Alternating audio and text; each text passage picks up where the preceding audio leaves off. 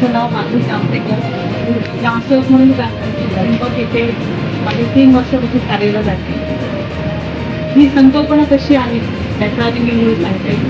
1 October हा आंतरराष्ट्रीय ज्येष्ठ नागरिक दिन आहे आणि तो दिवस साजरा करण्याबाबत श्रद्धा करून सर्वप्रथम आम्हाला प्राप्त झाले आणि ते परिपत्रक मी माझ्या विद्यार्थ्यांसमोर वाचन केलं. तर त्यावेळी आम्हाला असं माझी उपसर आणि आता तुम्हाला कामं त्याने ही संकल्पना सुचवली की आपण एक मागील वर्षात आम्ही सगळ्यांची आम्ही 13 जण आहोत.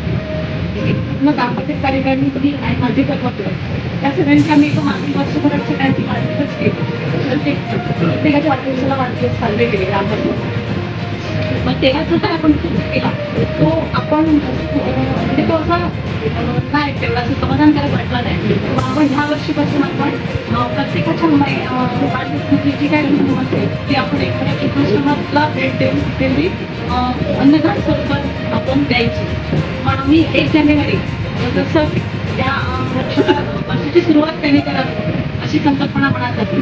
पण त्या दिवशी सुट्टीचा दिवस नसल्यामुळे आम्ही सगळ्यांनी येऊ शकत नसल्यामुळे तो दिवस आमच्याकडून राहायला गेला आणि त्यानंतर 22 फेब्रुवारी ही तारीख आम्ही ठरली.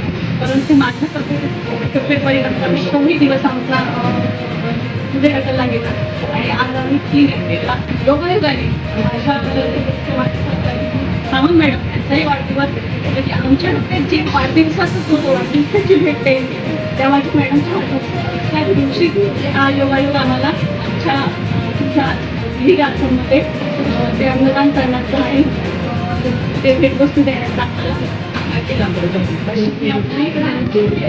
आमची संकल्पना आणि हे आम्ही ठरवलेलं पण आहे. जरी मी किती वर्ष तिथे असेल 5 वर्ष 7 वर्ष तर त्या कार्यकारिणीला सुद्धा आपण अजून 2 वर्ष शिल्लक आहे तरी पण आम्हाला तोपर्यंत जमेल तोपर्यंत आता दानधर्म वाढदिवसाच्या निमित्ताने करायचा अशी आम्ही एक संकल्पना मनात ठेवलेली आहे आणि ती पूर्ण करण्याचा प्रयत्न करणार आहोत.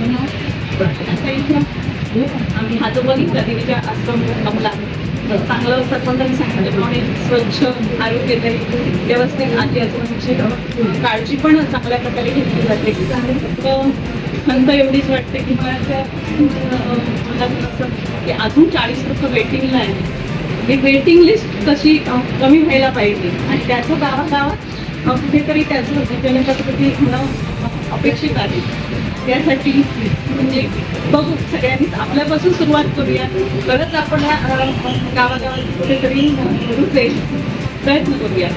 आभार मानते की छान त्यांची सेवा करताय. सर्वांनाच आरोग्यदायी जीवन लाभो आणि देशभर